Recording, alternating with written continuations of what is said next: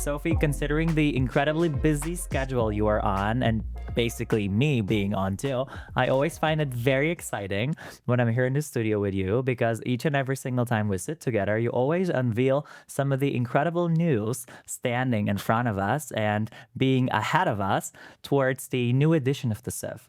So I'm really excited to hear what you're going to be unveiling for the upcoming edition in August for CIFF 67. And welcome to our gorgeous studio. Thank you, Julian. Also very excited to be here with you and to unveil a little bit of what is going to happen.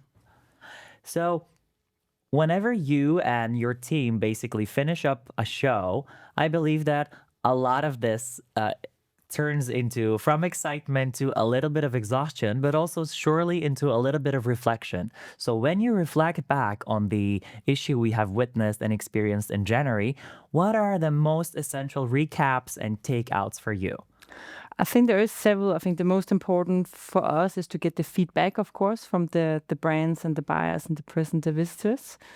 And I think it was quite visible for us for this season that people really wanted to get more of just, the collection and the commercial framework. They really needed the retail inspiration. So for us, we saw that one of the strengths from last season was to bring in the Ten Corso Como project and showcase, how it can look like with this iconic concept store and doing like a Nordic take also, as we've done in the past, with you and Neudeutsch.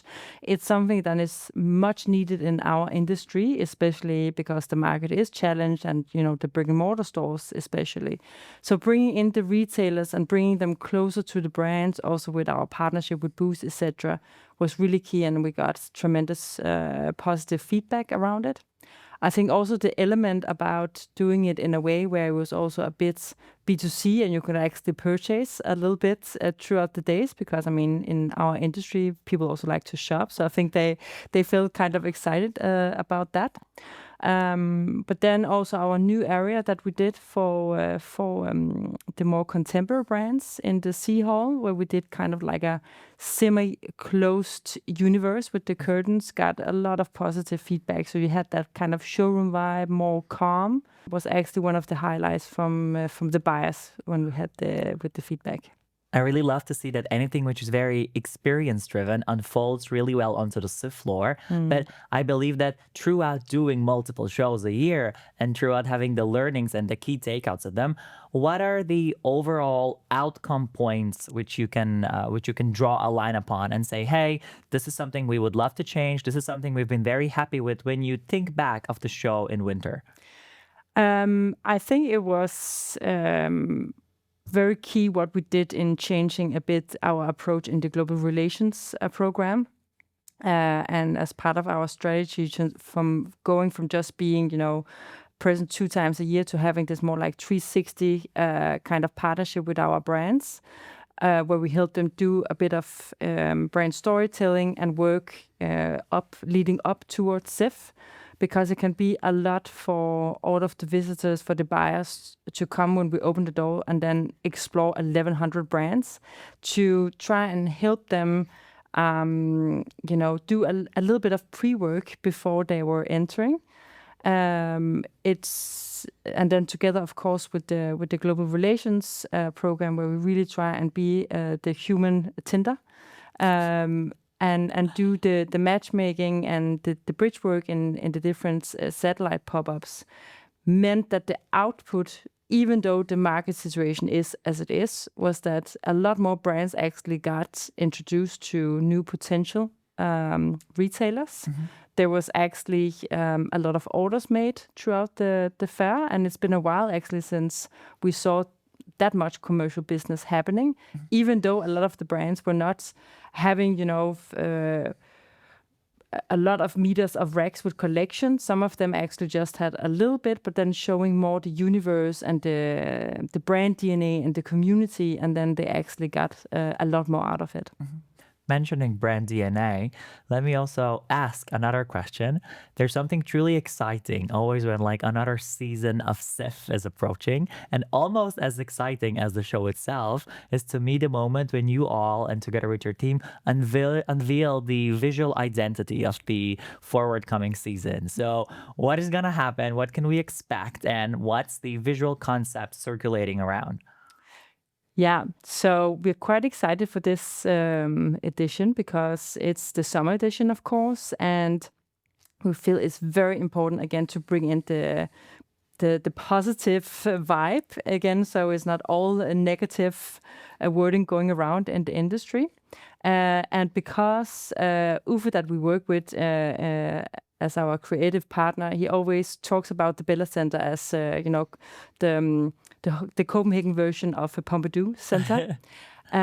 So this season we are transforming the entire Bella Center into one giant public pool.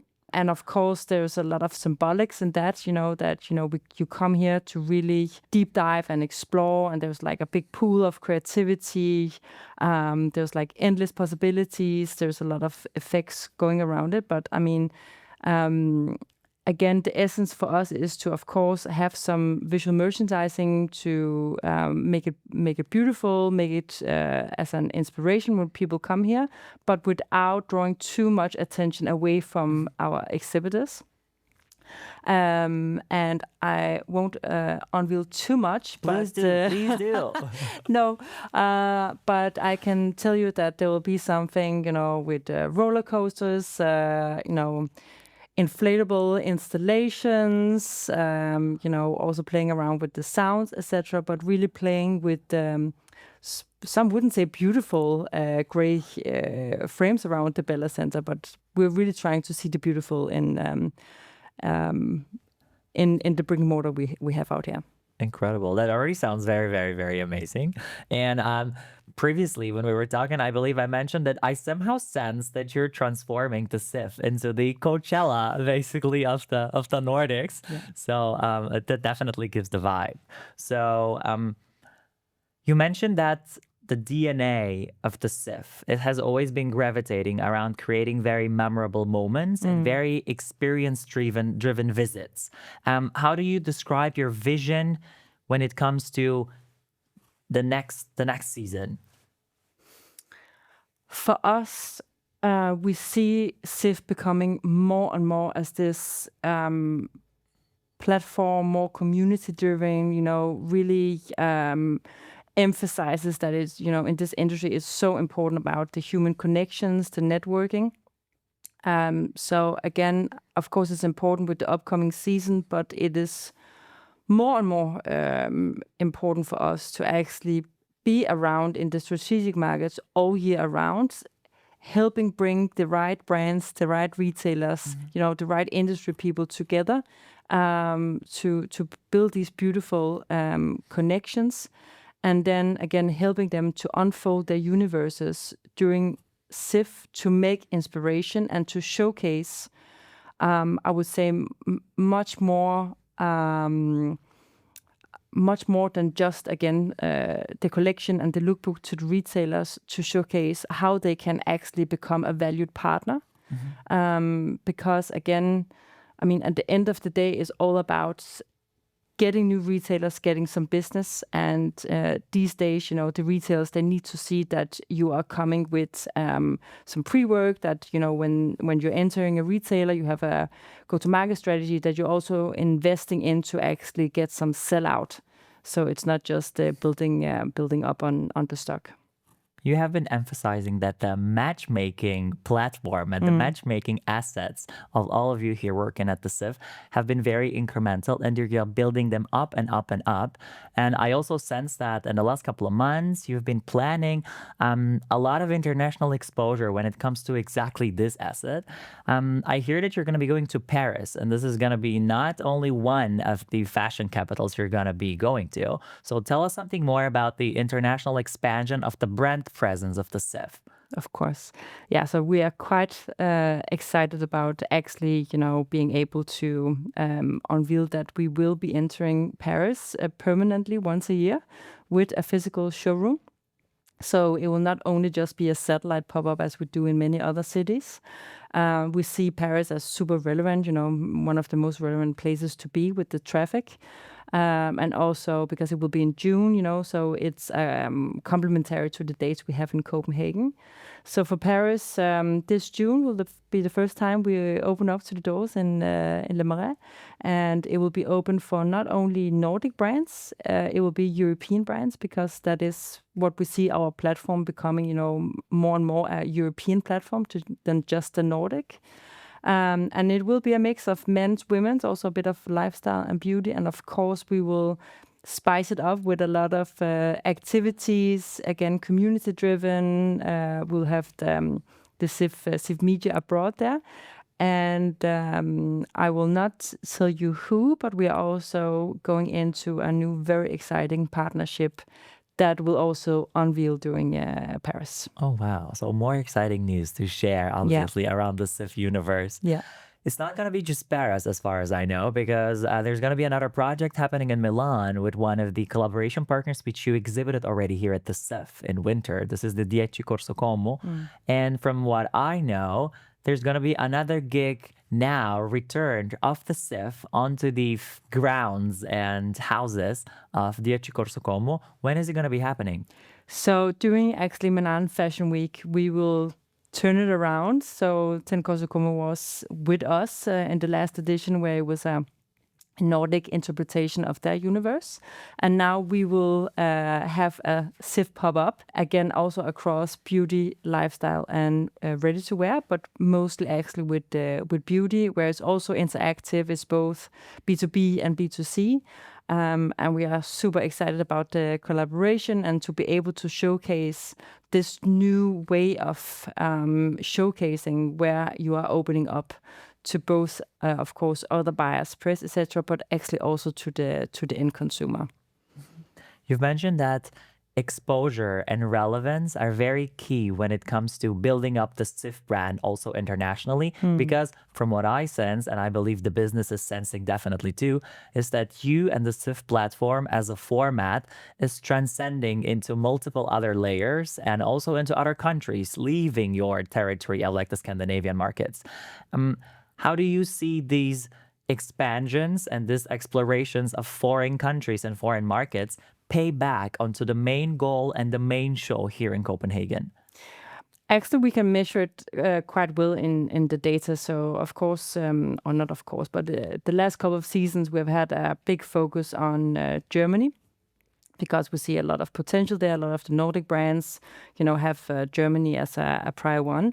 So the different initiatives and pop-ups and collaborations we've had, we can see that there is a tremendous growth in visitors from both buyers from Germany, other visitors, press, but also brands coming up. So we have slowly, expanded our platform to also host the Germans. And this is also what we are then trying now with the Benelux and DACH, especially because, again, here there's a lot of potential. There's a lot of synergies between the Nordics and those countries, also in culture. So again, the physical platform will maintain Copenhagen, now also in Paris. But by building bridges, we are opening up the arms to more buyers and brands to our platform. And again, to make outside of the season, but to have it in a physical presence through CIFF in Copenhagen. Building bridges between retailers, buyers, brands has always been a mission of you and everybody else working at the CIFF. But you've been mentioning that further markets are going to be getting more and more and more attractive for you to get resource for brands to participate at the CIFF. Besides your catering now into Belgium, what other countries are the ones which you have on your radar? So actually also now looking into the market situation, we have spent a lot of time looking into, okay, where could there be, for the time being, a growth opportunity for our brands? And it's become quite clear that Poland and Eastern Europe is quite key. which is why we are going to launch a big partnership. And then Poland will be the first one on the journey. So we will be bringing in some key retailers from Poland. We'll be introducing also some quite exciting brands from Poland, and with the funding and support from the Polish government. We're actually doing a podcast around Poland to explain more, what is actually going on in the market, and as a brand outside of Poland, what is key for them to know how to enter the market. And one of the partners we're collaborating with is actually one of the key success factors to rotate entering Poland with a great success. So that would be quite exciting. And then UK has always been a big focus, but we are also looking into growing that even more. Wow, that sounds incredible. Let's deep dive into some of the planning for summer and the edition of CIFF 67. What brand profiles are you particularly very excited about? Who's going to be coming to the CIFF this season? There's actually a lot that I'm quite excited about. Of course, there are some of the returning heroes. So I am super excited and very humbled to have both DK Company coming again, entering and having not only the showroom, but bringing out some of their brands to the floor, like Gestus, Ivy Oak, Woodwood.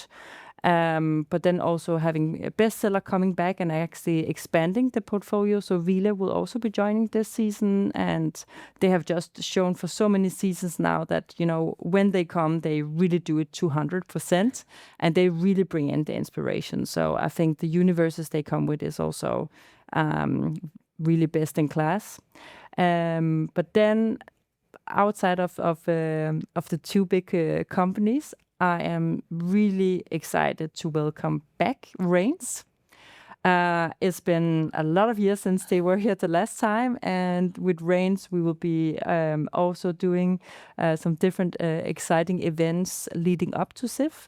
But they will be showing the ready-to-wear collection actually in the center hall with a big interactive universe. So I think that will be quite exciting for people. Then we are introducing a denim area. So G-Star is back, and they have a big focus on their new campaign. They have a super cool spokesperson. I was down at the show when they presented the new direction and the new collection, and I think there was a great potential. So I'm quite excited to see that unveil. And then I don't want to disclose who the other cool denim brands are, but there will be more interactive installations, I can tell you. Then I am also really keen on seeing 66 North back. They will also be opening up their new store during CIFF, which is the old Storm store in Copenhagen. So it's a perfect timing, and a lot of things is also happening with the brand. Then we'll have Oakley join us also for the first time. And I know they also have something super excited up their sleeve that will also be very interactive. And then, a lot is going on. We have so many hero brands from the Nordics, European brands entering, more Belgium brands joining. So I am sure there will be a lot of inspiration for the retailers this time. This already sounds like an incredible lineup of returning brands and entirely new ones joining. Yeah. But what I always find very fascinating, and this is where I always wanted to know, how do you manage to maintain a very exciting mix, but still obviously serve various segments? So you're very well represented when it comes to commercial brands, the bread and butter business of basically everybody in the Nordics, but you also always have a very high level of representation when it comes to evolving designer brands. Yeah, I think that comes down to the team. So we have, different people in the team that are, specialists within their certain segment. And a lot of work goes into it to be quite honest. I think we is, luckily we have a very big space out here in the Bella Center, and when we build it up as cities, we also have the opportunity to build, smaller villages, so you can actually maintain that vibe for the certain segments without mixing them too much. But of course, we have a lot of brands that contact us directly, but the team also use a lot of time, researching, traveling around to see what's going on. And then, of course, in the dialogue with the retailers, we also try and get the feedback on like what is moving, what is performing well, what is in their eyes, exciting brands for their stores. Wow. You've already mentioned that retailers are a very incremental part and an incremental group of visitors. CIFF is always happily pleasing. How do you maintain this strategy and how do you adapt it to their changing demands when it comes to retailers expecting something different? So, as first of all, for us, we see that the personal relationship is key. So that's also why we spend a lot of time, traveling around and having these smaller pop-ups where we take the time to introduce, not to everyone that is visiting, of course, but for the majority of the buyers, we take the time to introduce to them, new brands, new projects, what is going on before they enter CIFF. The global relations team, they use a lot of time, talking to them, having dialogues, try to plan the diaries. And then again, by having the feedback afterwards, we always try to adapt and make the next edition even better to adapt to their needs. And again, what has been quite clear for the last, many seasons is that they come here to, of course, connect, have the personal touch, just feel the vibe actually. But then more and more so is to get the inspiration. And to be able to leave from CIFF saying, okay, maybe if I do these small tweaks in my store, or maybe if I, partner up with this tech partner, etc., I can optimize my business, or maybe I should do that kind of eventing for engagement, etc. So they need to leave CIFF with a backpack full of a lot of tools to make it even better. You mentioned that adapting and reinventing are probably some of the most essential disciplines the CIFF owns. In addition to that, we are somehow navigating through pretty challenging market times, and I'm sure that you and I wouldn't be the only ones mentioning and talking about this, but how do you make sure that the CIFF is adapting to support its community in these very tremendous times? So it's of course different tools in our toolbox, but one of them is how we mix the hospitality program. Because if we were to just invite or focus on, I would say, the usual suspects of retailers, people wouldn't get a lot of business out of it. So it's our job to make sure we get independent stores that the brands are might not even looking at, or again, exploring new markets, like bringing in the Polish retailers. So we try to find, all of the loopholes for growth to bring in. And then again, by having the dialogue with the retailers about like how is a perfect partnership for them, or what is the best in class examples, we try and bring that over to the brands and prepare them a little bit to, make the gap even less when they are having the dialogue. And what we introduced the last time by having in the global relations team a lot more partnerships with local agents and local ambassadors, we saw that the output the last season was that even more brands got even more connections and got, even more appointments out of it. So again, a lot of I would say the personal relationship in it is quite important.